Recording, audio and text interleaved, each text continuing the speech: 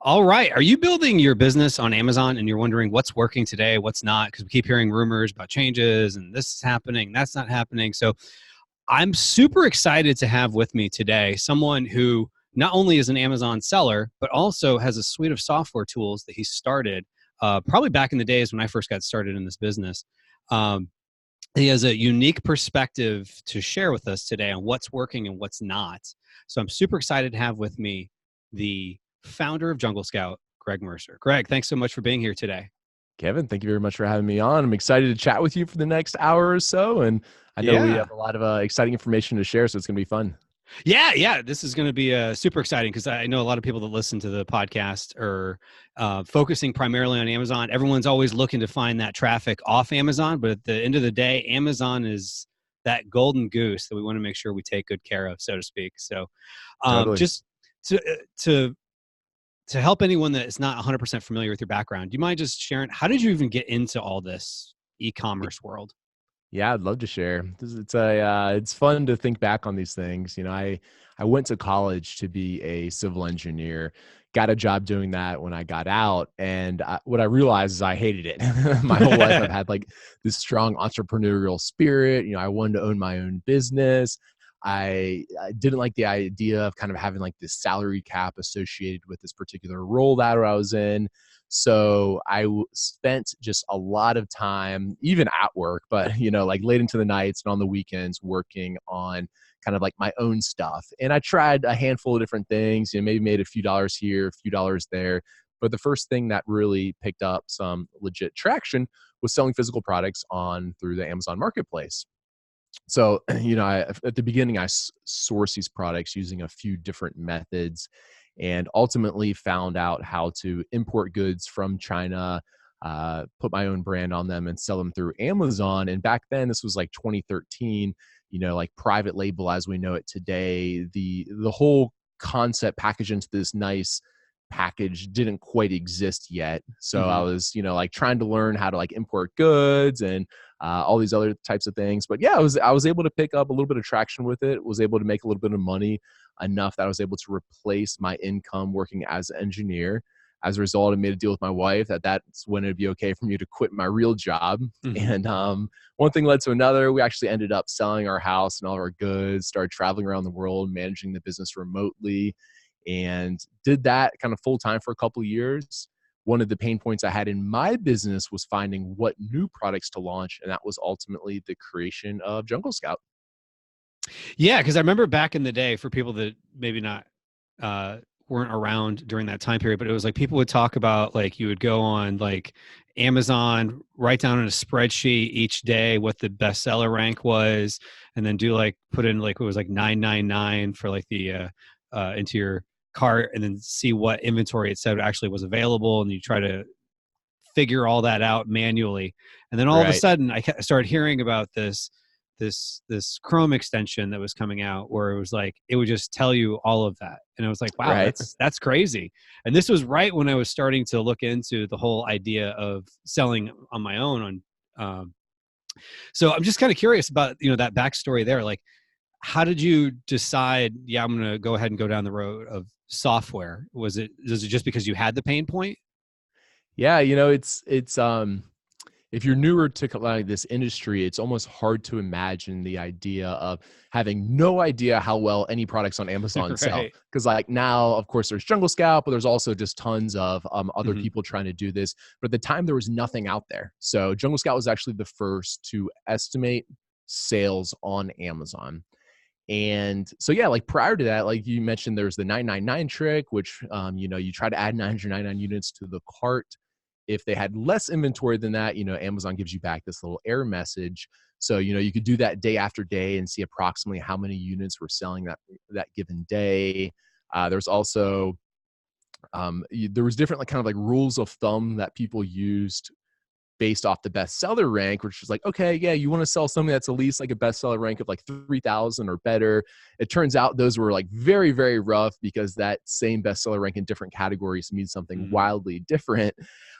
So I had all these pain points myself. I would launch different products on Amazon for different reasons. And what I ultimately found was like some of them were doing really well and some of them were doing really poorly. And at the end of the day, what it came down to at that time was just how much demand there were for these products on Amazon. So we all know like Amazon's a very search intent based platform. And as a result, like customers are going there, they know what type of product they're typically looking for, and they type it in and they purchase it. It's like Hmm. 98% of purchases on Amazon, that's how they happen. They don't go to the bestseller page or a storefront or whatever else. They go to Amazon, they type in the type of product they're looking for, and then they ultimately purchase based off of price and reviews and pictures and whatever else, all these different types of Hmm. things. But so it's like, okay, now I understand that the products in my business that are doing really well are the ones that have existing demand. So I was like, okay, well, I'm trying to scale this thing up pretty quickly. How do I now find out which ones are like which opportunities on Amazon have demand?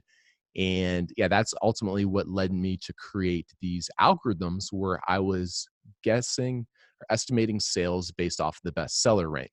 And the first go at these, it was very crude. It was like I would just have like 10 or 15 or 20 different data points for each category.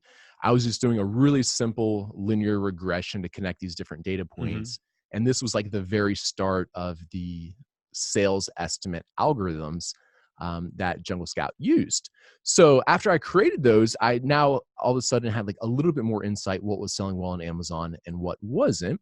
But now I was coming up with ideas, and I was like paying these VAs a few dollars an hour to fill out these Excel sheets with different pieces of information, including the estimated sales. Essentially, I was looking at like how much demand competition there were in these for these different opportunities on Amazon. But this was still pretty time consuming. Like I would come Oh up with yeah. a list, and it would take them like 30 minutes per item on my list to like fill Oh my this gosh. out. I was like, oh my gosh, there has to be a better way than this. So that's where I ultimately got the idea from the extension. And the extension still today, if you look at it, it still kind of looks like a spreadsheet, right? And that's Right. ultimately where it came from. Is this is this these were the data points that I was filling out on my spreadsheet. But instead of paying a VA, it was only like $3 an hour, but it's still like an hour or half an hour, or whatever, for them to fill out these sheets. Instead, now all of a sudden I could just click a button, and within like 3 seconds, this whole spreadsheet was filled out for me. And that was the start of the first extension. So I actually didn't have really a plan to get into software. My idea at the time was I was going to consider this project a win if I could make back the money by selling this software tool, make back the amount of money that it cost me to initially develop it. So Uh-huh. I didn't have any plans of starting a software company. I was just like, man, I really want this tool myself. It'd be really cool and like, a little bit of like a hobby project if I could sell enough of these to make back the money that it cost to develop it. And that's ultimately how Jungle Scout started. Nice, nice. So you literally were solving your own problem and said, "Let's see if I can get the market basically to pay for me to solve my problem." And then Yeah. that's awesome. And then because I remember I was probably one of the uh, I don't know if it was first ones, but it was like probably like July of 2015. It was like probably one of the first software tools I bought was Yeah, Jungle so that was Scout. early. That was because I launched it in February of 2015. So Okay. I was only 5 months in or whatever. Yeah, yeah. So it was fairly early on, not exactly beta in the the beginning or anything, but it was still fairly early on.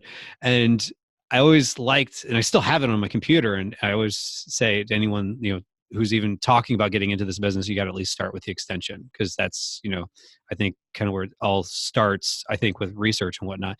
Now Mhm. over time, you've developed a whole suite of products. How did you decide to pivot from okay, I'm solving my own problem to now I'm solving new problems or Mhm. problems that I didn't even maybe know existed yet? Yeah, good question. So, I was developing Jungle Scout. I was picking up quite a bit of traction at the time. Incentivized reviews were legal on Amazon. They were extremely effective, and they were almost required at the time to do Hmm. this because kind of everyone else was. So the second tool that we kind of built at the time, it was called Review Kick. Mm. And that tool was a way to find shoppers who were willing to leave a review in exchange for a deep discount or a free product. And like I said, at the time, this was completely legal on Amazon. It was Right. clearly, it was clear as black and white that this was acceptable practice up until they changed something overnight. But this ultimately was the second tool. And same thing, this was kind of created out of my own need because I saw how important it was to get these reviews. And there were other solutions in the market to do this, but none of them quite met my needs. So that's ultimately how it started to like kind of like grow our suite. After that, we chose to build one other tool for analytics. We acquired a few other companies. And so, that's how we came to this like portfolio of, well, it's now 4 different products. But actually, by the beginning of 2020, our other products are going to be sunsetted, and all that functionality you'll be able to find inside of Jungle Scout. So like a little over a year ago, we made the decision of like, hey, it's not the best user experience to have to use these different tools. That's not really what I like. It's not really what the customers like. Like really, you just want all this built into one tool. And the important thing there is like this different functionality we build into the same tool. It still has to be like best in class. So that was like an important thing. So yeah, we've grown our product team a lot over the past year. That's finally starting to pay off a lot because we're releasing a bunch of stuff, especially towards the end of 2019 here. We're in the middle of this 8-week series where we're launching a brand new, like pretty powerful feature every single week. And yeah, if you're listening to this in the future and you're looking at Jungle Scout now, you'll see it much more resembles kind of like this all-in-one tool to help you not only find products, but then keywords and optimize your listing and send follow-up emails to get reviews and do your sales analytics and all the metrics you need to run your business. And then even into like optimization and ways that you can improve your listings to get more sales. Oh, gotcha. So basically you're just wrapping everything together under one umbrella, one login, as opposed to going to like Splitly and Fetcher and okay. Yep. That makes sense. I can see how that'd be better for the user experience. Yeah, totally. Yeah. So with all those different tools, you must have learned quite a bit and gotten feedback from users about what's working, what's not working, or you just probably just see just with all the data points you have, even just with Jungle Scout itself. Yep.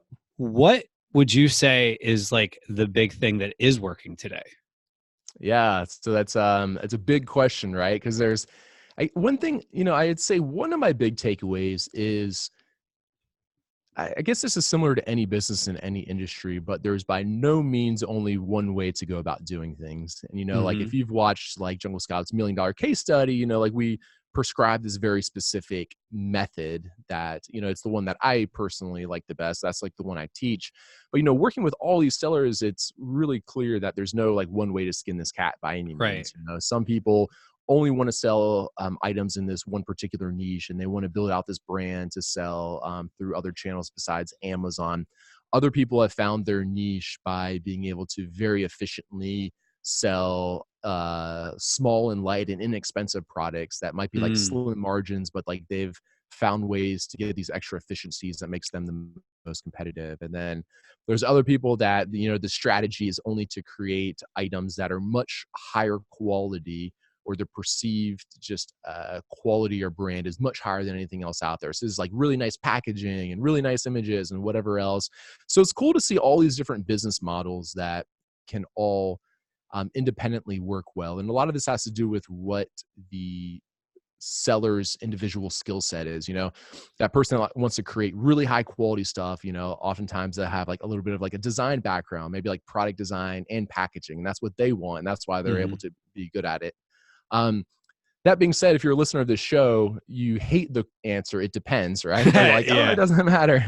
So, if I were to choose one area that I believe is working really well today, and that's worked really well for my business, and we see work well for a lot of other sellers, is finding out ways to make improvements to products, get it manufactured directly from the factory and sell it on Amazon. That's like the simplified version of looking at it. But if you looked at my Amazon account right now across all my products and looked at profitability as well as sales, all the ones that stand out are all products that I've made like substantial or significant improvements on. So I'm not selling like the exact same thing as any of the other Amazon sellers, but instead I took the time to figure out what was missing or wasn't working really well with this product. Went back and forth with the factories to make these improvements. And now the one that I'm selling addressed some of the problems or pain points with this particular product. So that's like my favorite method right now. But like I said, like there's no right or wrong answer here. For different people, different things are working well. I think that's a perfect answer actually, because people get so caught up in like, what is the right way? And it's like sometimes you Right. see these debates in like Facebook groups and forums where people are like very adamant, you must do something an exact way, Yeah. or like they're going to get graded or something like that. Like as long as you're just trying to do the right thing for the customer and provide a good experience, at the end of the day, it's going to work out. And sometimes when people get too caught up in like, this is the exact formula of what you should do. Well, if you're just following the exact formula that others are following, you're going to be chasing after the same shiny objects. Yeah. So, It's kind of the thing about business, right? A lot of the most successful ones are not following that exact formula because that's like the formula everyone else is following. But I'll right. also say to that, after you get a little bit of experience, you've sold some stuff, maybe you've launched a few different products, you start to kind of like understand that and you can see it and you can see what like works well for you, or maybe like, it works well for your particular skill set. Getting started though, it's really hard to try to tell someone like, okay, you need to come up with your own formula because it's like, dang, that's Mm, really hard to do. right. So I do think it's good for beginners to kind of like choose something, like follow a little bit of a formula or like one person's teaching, like maybe whatever resonates well with you, Hmm. kind of like follow the formula a little bit to get started because like that's the best way to learn. And then after that, you'll start to figure out like, wow, like I'm really good at this part. So that's how I'm going to like, that's my kind of competitive advantage and that type of thing. Yeah, exactly. And you can always start deviating out and branching out more and more as time goes on. But I like what you said before of, looking to see like what is kind of missing in the market and solving that problem. It's almost kind of like the same thing you did with your suite of software tools. You're doing the same thing with product selection as it is, of just finding products that it's the mousetrap, rather than just another Me Too mousetrap with a logo on it. There's something that makes the mousetrap a little bit better, so to speak. Right. Yeah, Totally. awesome. So what would you say is not working right now on Amazon that people might have this perception of like, oh, this is a sacred cow, but Mm, it's like doesn't seem to be working at all? mm. You know, you just kind of use the phrase like a Me Too type products, like the exact, like we're like to the point of this particular opportunity in market that of course like it's more competitive now, and like you have to be Hmm. doing things like a little bit differently. So when I started on Amazon, you could literally launch just like the exact same product as someone else that was selling well and probably take kind of like half of their sales because there's only like one or two other sellers kind of selling it, and that would just you could beat them just based off kind of images or whatever else. And that would like work pretty darn well then. And there was like Hmm. nothing different. It was like the exact same thing. And, like if we fast forward today, it's very hard to just sell like the exact same product to someone else and Right. it'll, like do pretty well. So I'd say, keep that in mind. And when I'm talking about like making improvements to a product, it doesn't necessarily have to be anything like crazy. Like you don't have to invent like a brand new product here. Right. Um, Literally like the improvements that I'm making are like a little bit different material, or different people are complaining about this breaking in one area. So I talked to the factory how we can reinforce that particular area, or Hmm. maybe even just selling it in, instead of selling single beer glasses, I'm only selling them in 6 or 12 packs or whatever else. Like Mm. I'm not necessarily talking about these like crazy new inventions.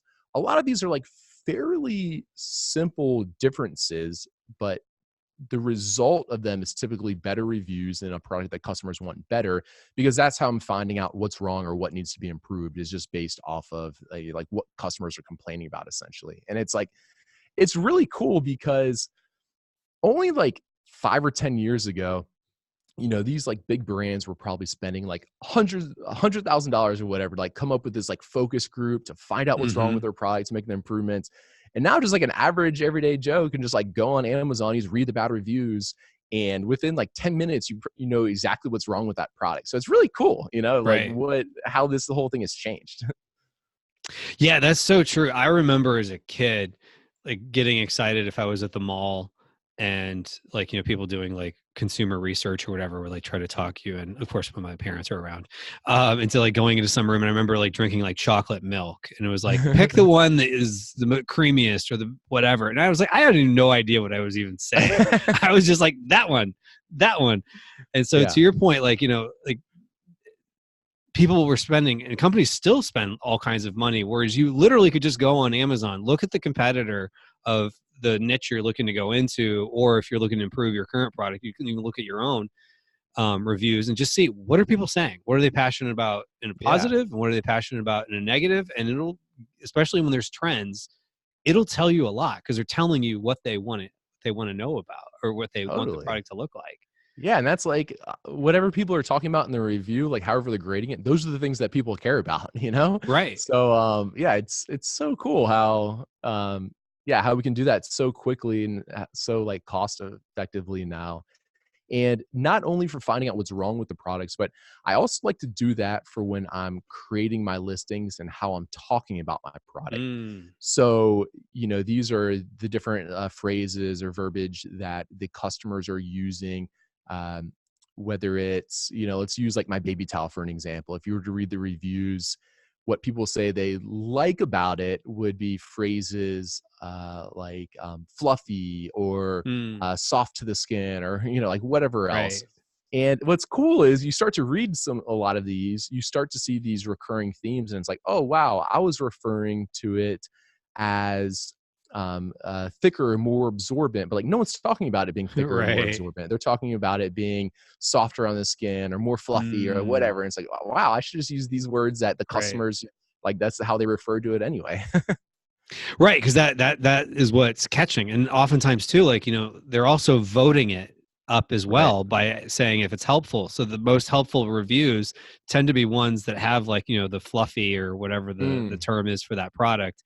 So those are even more the ones, like, to focus on. It doesn't, to your point, it doesn't have to be all negative. It could be, what are the positive things that they're looking for, right. in that product. So yeah, that's all important. It's like the days of the Me Too, you know, garlic press or barbecue glove are pretty much over, unless you did something to get it going, and then know it's probably going to be gone here pretty Right. quickly. When So we're talking about what else is working and not working, something mhm, else that I'll just kind of like throw in here that I find pretty interesting. You know, um, there's a big push kind of like in the e-commerce communities in the past couple of years about creating, you know, your brands off of Amazon, mhm, driving sales through different channels, and you know, creating your own e-commerce store. And like the reasons for these are the list of reasons for this is a mile long, right? Like not mhm, being reliant on Amazon, being able to right, create a customer list. Like there's so many benefits for it.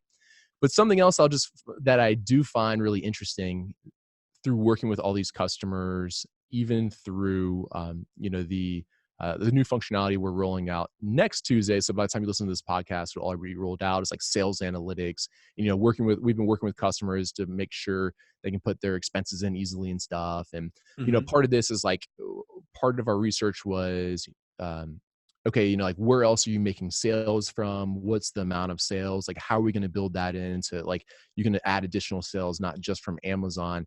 And one of the, like kind of the interesting takeaways there is the the ratio of time and brain power spent on pursuing sales off of Amazon proportionate to what they make in sales is always like so disproportionate. So what I mm, mean by that is, you know, like everyone we talk to, or like almost everyone we talk to, you know, like 80% of their sales, 90% of their sales, 95% of their sales are on Amazon, but they only spend 25% of their time working on that channel, and they work 75% of the time on sales for these other channels. So, you know, it's like it does make you stop and just have to think, you know, what if I just devoted 100% of my brain power just on the Amazon channel? Downsides are, of course, like a lot higher risk. You're not creating your customer list. You know, like there's a lot of downsides. But the upsides is like, okay, this is already where 80 or 90% of your sales are coming from anyway. What if you spent 4 times as much time just focusing on that area, and think of like all of the upsides as far as growth goes? So it's a little bit, I'd say, like controversial or against what a lot of people believe right now, but I think it's like a good thought experiment for a lot of people of what are you spending your time on and where do you really get the sales at? And you know, maybe you should be like thinking about like weighing the pros and cons of those for yourself. And maybe the additional risk or the downsides of being all in on Amazon actually aren't that bad for you. But yeah, just something when we're talking about what's working, what's not. I thought that was like kind of a pretty interesting thing. Yeah, that I think that brings up a couple of questions here. First off, there's that fear. Everybody's like afraid of, everyone talks about like they're going to wake up and there's going to be a red notification in their Seller Central account. So Scary thing. it I is. lose sleep over it. Oh yeah, we all Yeah. do. Yeah. But it's like one of those things where it's like, I was in a mastermind at Seller Summit in May, and somebody was talking about like we were having a debate about the risk, when it comes to Amazon, because like you tend to hear about it, like when somebody gets suspended or something, you might see them post in every forum that there is, Mm-hmm. oh, woe is me, or sometimes you wonder if they're even just shelling for like a service to fix it or something like that. Mm-hmm. So anecdotally, how much risk are you seeing? Maybe I guess the question another way is the perceived risk versus the actual risk. What Yeah. would you say is like, how close are the two together? Great question. I'd say actual risk is substantially lower than the perceived risk, right? So I've Mm-hmm. been selling on Amazon since 2013. I've never had my Amazon account even like suspended. So of course I've had Right. listings suppressed, Mm-hmm. but my entire account where like they've shut it down has never happened to me once. Now I do play by Amazon's rules, and like, Mm-hmm. I'm careful not to be doing kind of shady black hat type things, or things that could be perceived that way. But that's never happened to me, and it's like, okay, that's only one data point. But I think that you were onto something there. That when it happens to someone, they're typically the person who makes a lot of noise because they're really upset. Like it's a terrible thing. I can't imagine the feeling, but you make like a lot of noise about it. So I think like the perception's higher than what it really is. And another data point I have here is I speak fairly often with um, Chris McCabe. He's a specialist in getting banned Amazon accounts reinstated. Okay. And it was just like a casual conversation. I was like, Chris, like really, at the end of the day, how many of these accounts can you not get reinstated? I was like, like tell me straight. We're not on a podcast or whatever. He was Right. like, I've never. So this is all he does, right?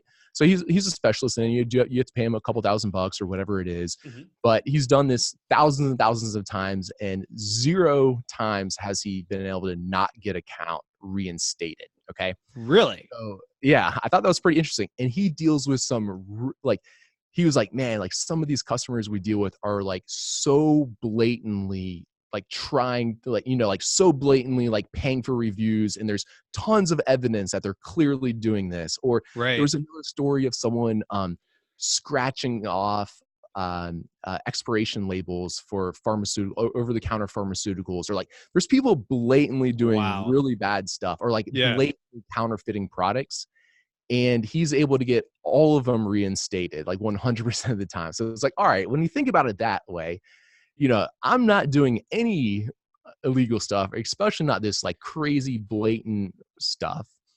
Like, is there, at some point in my future, my account's going to get suspended. Like, I'm sure of it, even though I'm not Mm-hmm. doing this. Like, at some point, it's just, it will probably happen. But it's like, okay, maybe I have to pay, a specialist a couple $1,000, and maybe I'm down for 2 or 3 days. Like, both those things do suck. Like, I don't want to pay someone this money, and like, I don't want to Right. miss out on 3 days worth of sales.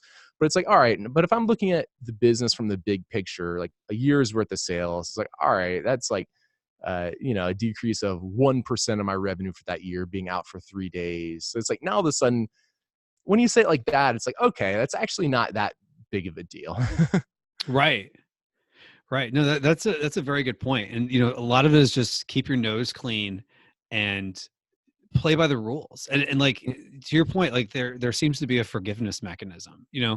Like that's interesting that he hasn't had anyone not be able to be reinstated. That's Right. that's Yeah, that's you will. fascinating. Yeah, if you read through the forums, you'll definitely see people like, I've tried a few different things. I was never able to get my account back.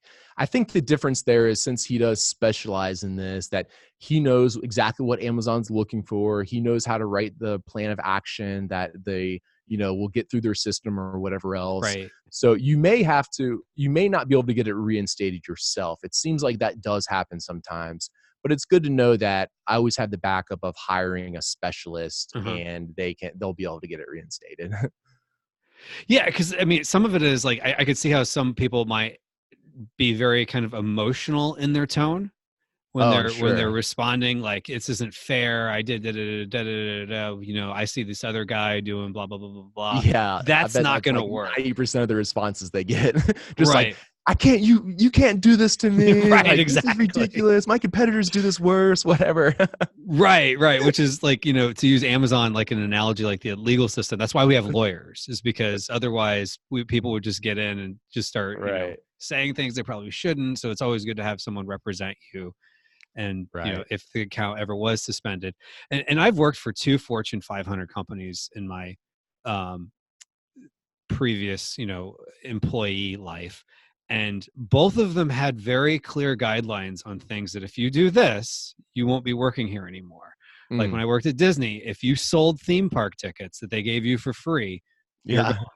Right. Like it didn't matter where you were in the organization. But like people get caught drinking on the job and all this other stuff. And it was like, I don't want to speak into exact terms, but I've seen things where there was a forgiveness mechanism. Maybe they got suspended or whatever the case was.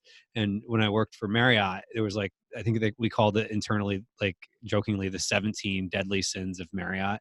It was like, if Mm. you do these things, you're gone. It's like Amazon. It's Right. like certain things like review manipulation, or, counterfeiting. If you just don't do those things, like you'll be fine, and always think of things in terms of what's going to be, good for the customer and good for Amazon. And if Right. you think in those terms, it's probably going to end up being good for you. Now, Right. going back to your earlier point about the kind of analogy of what is the right amount of time to devote to something, where Mhm. would you say to someone who says, okay, Greg, let's go down this thought exercise here. If I have 40 hours a week to spend on my business and I'm only putting 10% or 10 hours a week on Amazon, for those other 30, what would you say I should be doing? I would say that I think everyone could look at their business and say, like, okay, what in my business is actually driving the most revenue or the most profit? And what would it take to grow that or do more of that thing? Hmm. And typically what that is there certain products that make you the most money, so it's like, okay, in order to grow that, I'd want to launch more products. And maybe not all of them are going to be a success. And, even for me, some are better than others, of course, but I know that by launching a volume, a large amount of products using like the formula that's worked well for me in the past, that there is a certain success rate and I'm going to like get more of those essentially. Right. Hmm. So, um, yeah, I think everyone should be thinking about that in their business. Like, okay, like just like look at the numbers. That's what always amazes me with working with entrepreneurs. A lot of people don't really know their numbers very well. It's like Mm. when you look at the numbers, what is driving the most amount of revenue, assuming that you're trying to grow your business, Hmm. and go from there. Now, there's nothing wrong also with optimizing your business for working on with what makes you happiest every day. Like that's a really cool thing to do too. Right. I think about that a little bit differently. Then it's like, okay, what part of the business is the most fun for me, or do I enjoy doing the most, or do I want to do more of, and why don't I figure out how to do more of that? But yeah, throughout my entrepreneurial career, like one of the things that kind of brings me a lot of joy these days is working with other entrepreneurs and helping other entrepreneurs. So it's really fun. And I'm still growing as an entrepreneur, learning new things every day. But like at this point, I have learned, I feel like a few things. And I've also seen a lot of common trends with working with other entrepreneurs. And it seems very like more often than not that entrepreneurs have to try a bunch of different things to find something that works. Then this thing works, but they're still kind of in this mindset of trying a whole bunch of different stuff. And Mm. as a result, you continue to try a bunch of stuff. A lot of those things won't work, even though now your confidence is a little bit higher because you're able to get one of them to work. And then you end up at a point where you have a lot of different projects going on. Like maybe you're selling on Amazon, but you're also trying to do this thing and that thing, whatever else. Even though but then when you start to look at it, like one part of their business they probably spend like the least amount of time on is making like the majority of the money or whatever. And this happened to me too. And I recognize this in myself, and I also see it in other entrepreneurs. And then the next phase that I oftentimes see with working with entrepreneurs is then like, okay, why don't I then focus, like, I've been doing a whole bunch of stuff. Instead, why don't I focus on this one thing that I'm either disproportionately good at, or it's making the Mhm. majority of the revenue, or whatever else. And that feels like, it's like, I've now seen this a whole bunch of times. It's like this common life cycle of entrepreneurs almost. And yes, I guess maybe that's a little bit more where I'm at, like trying to really focus on a few things and do them exceptionally well, instead of like a big, like a large, uh, just a whole bunch of different types of things. And so that's maybe why it's kind of like on my head and I'm talking about it. But I think a lot of the listeners of the show would resonate with that if they start to think about it, like, oh man, I have been trying all these different things where only this one thing's kind of working. So like, why don't I just try to double down on that one more? Yeah, no, that's a very good point. Like if you know a certain type of product is working, double down on it, or certain ways of you know optimizing your keywords or your PPC campaigns, do more of that. And it's Totally. one of those reasons why I'm a big proponent of selling internationally, Mm, because if your product's selling in the US on Amazon and people are buying similar products, which you can see on Jungle Scout, but if people are buying similar products on Amazon.ca or Amazon.co.uk, just copy your listings over and send an inventory. I mean, you don't even have mhm. to spend a lot of time on it, and just, let it bring you additional sales that you wouldn't have gotten otherwise. So yeah, there's always different ways you could look at, how do you maximize your time? Because at the end of the day, we all have the same amount of time. Yep. You, me, Mark Cuban, the person that's just now starting out, that's trying to balance this with a full-time job or whatever. We all have the same amount of time. So we got to figure out what's going to get us that best return on time. And if we figure it out, I think we'll be a lot richer, because then we can share people how to actually do that. So I don't know Totally. that anyone's ever quite figured it out just yet. So knowing where you are now, is there anything you wish you had known in the beginning of whether selling on Amazon or start, in Jungle Scout? Is there anything you wish you could have told yourself, knowing what you know today? Yeah, actually, just what we're talking about, that's what I would tell my younger self would Okay. be, instead of taking on a whole bunch of different projects. So an example of this, there's actually lots of examples of this in my Sure. entrepreneurial career, but one example is this is, we have a whole portfolio of software. There's 5 different software products now, right? Hmm. We built 3 of those, acquired 2 of them. And if I were to go tell my younger self something, it would be like, okay, if you think about it, with any maturing market, there's going to be, there's going to continue to be increased competition. And the people that are going to win or prosper from it the most are the ones that can do whatever this thing is better than anyone else.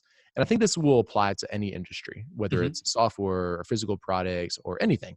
The ones that really, like succeed are the ones that can do it better than anyone else. So the advice I would give to my younger self would be, instead of focusing on trying to do a whole bunch more all the time, make sure that, like, instead devote all that brain power to being the absolute best at one thing. So like at Jungle Scout now, it's not a portfolio of 5 products. We talked about this at the beginning, but we're sunsetting them. Hmm. We're going all in on Jungle Scout. And it's like, we just want Jungle Scout to be the absolute best tool for Amazon sellers to not only find products to launch their business, but also manage and optimize their business as well. So Mm. that means that we can say no to Walmart and we can say no to whatever else. It's like this one software tool. We're the best at this, better than everyone else.